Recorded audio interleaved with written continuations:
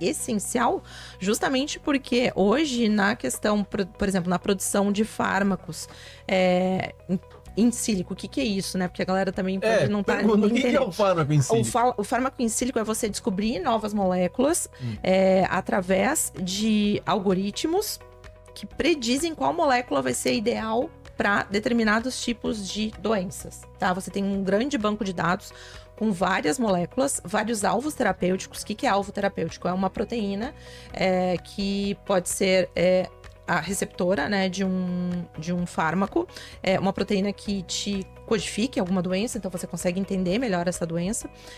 O fármaco, essa molécula do fármaco, ela é melhor compreendida computacionalmente, né, falando in sílico, porque você consegue predizer melhor, você tira aí 15 anos de pesquisa de laboratório para meses em pesquisa computacional com essa seleção in sílico, que é essa seleção no computador, que ele analisa a forma desse pretenso fármaco. In sílico é a referência do silício do computador? Perfeito. Você consegue fazer essas predições, se essa molécula realmente vai encaixar naquela proteína, se vai ter toxicidade, como vai ser a farmacodinâmica, a farmacocinética. O que é farmacodinâmica e farmacocinética? É o que o seu corpo faz com o medicamento e o que o medicamento faz com o seu corpo. Tá? Então você tem toda essa capacidade de predizer. Com mais energia, com mais computação quântica, você tem mais possibilidades, você tem o cálculo é feito de maneira mais rápida, justamente. Sim. Porque o quântico a gente não trabalha de modo binário, a gente trabalha de modo, né, mais complexo e completo. Então você tem menos, você consegue fazer isso em menos tempo.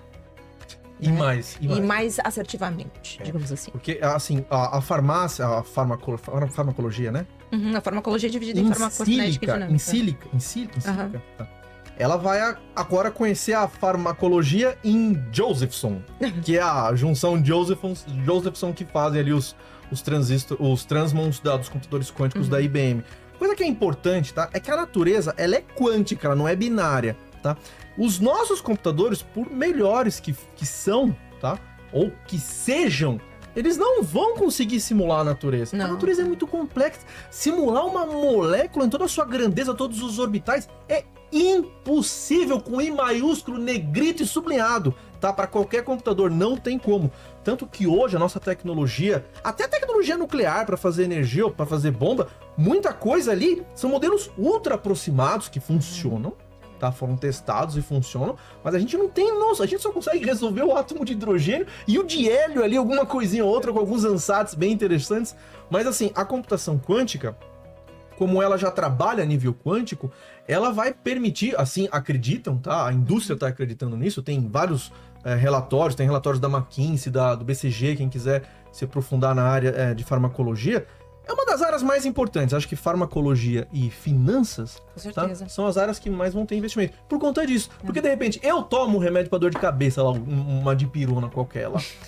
Será que não dá para mudar um pouquinho a fórmula e ser 10 vezes melhor? Não, isso a gente já faz. Isso já é um processo, esse desenho molecular já é um processo normal na indústria, tá? Isso se faz.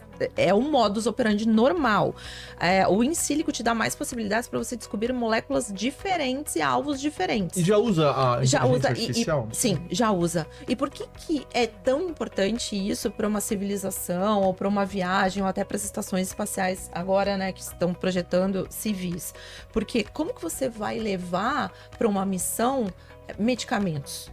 Porque você tem alterações que podem acontecer nesse medicamento, você tem alterações de metabólitos que podem surgir ali desse medicamento. Então, você precisa, além do que, para você produzir isso em outro planeta, você teria que levar, vou fazer como? Vou levar uma fábrica? Então, você tem que pensar em maneiras mais fáceis, o processo mais fácil de ser conseguido fora daqui. E o in sílico é uma maneira mais fácil de você conseguir criar um medicamento, principalmente proteínas. Tá? Então, a área da astrofarmácia ou farmácia aeroespacial, ela tem um objetivo maior nas proteínas, porque esses biofármacos você consegue sintetizar de maneira mais fácil fora daqui. Então, isso é muito importante, porque como que você vai criar também um laboratório? Imagina um laboratório gigante que você precisa ter para fazer Mas hoje eles estão criados mais fácil? Sim, Sim. Se você pegar, por exemplo, uma proteína e alterar ela, uma levedura, por exemplo, que serve como produção de medicamentos, você consegue fazer medicamentos utilizando leveduras e bactérias, é mais fácil você levar isso do que levar uma fábrica inteira.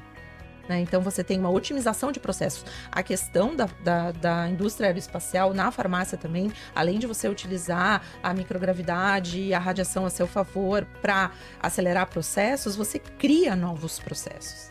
Então, isso é importante para você pensar no futuro de uma civilização interestelar. A gente primeiro precisa pensar como que a gente vai fazer isso nas estações espaciais que estão por vir. Né? Hoje a gente já tem a Estação Espacial Internacional, temos a Tiangong, que é a estação chinesa, que é espetacular, que também desenvolve vários estudos nessa linha. Então a gente precisa ir galgando os passos aos poucos até chegar nessa civilização interestelar. E uma pergunta que eu tenho uma curiosidade da civilização interestelar. Não sei se eu falei que as pessoas entenderam o que eu falei, mas tudo Não, bem. foi super claro. O cara tá viajando lá no espaço, querendo buscar minério lá no planeta XYZ. O cara tem que comer, ele quer comer espinafre. Então, como é que faz? Biologia sintética também, tudo isso tá ligado. Com a mesma matriz ali que faz o remédio?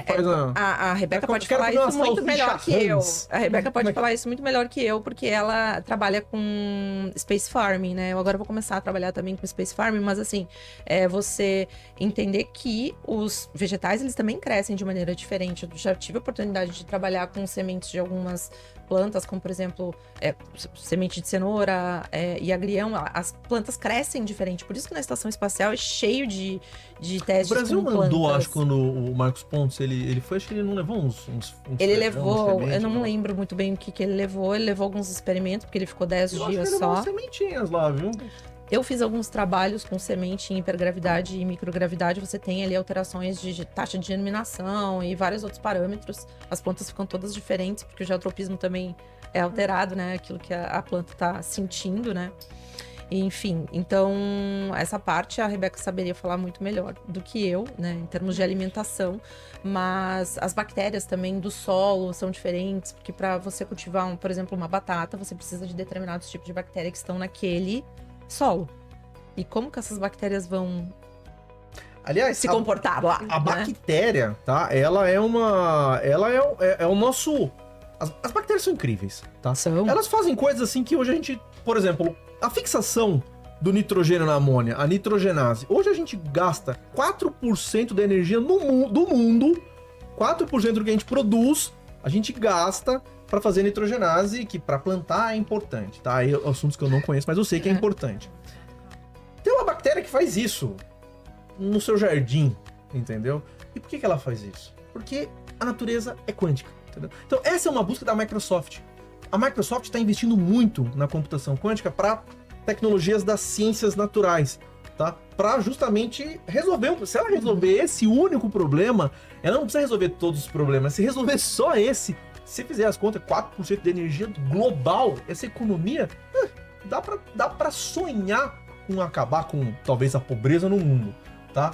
Mas tudo depende do computador quântico. Mas é bem difícil esse negócio, né, de morar fora do planeta, né? O Sérgio fala de efeito tripa. Então vamos por partes, então. Para sair do... Quais são os problemas que a gente enfrenta para fazer uma viagem mais longa aí?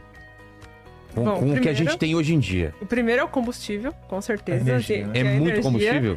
Precisa de muito combustível e hélio 3 Quanto mais combustível, mais pesa, e aí precisa de mais combustível por causa do peso. Então assim, o hélio 3 é justamente o motivo que os países todos estão E fusão nuclear? Também por causa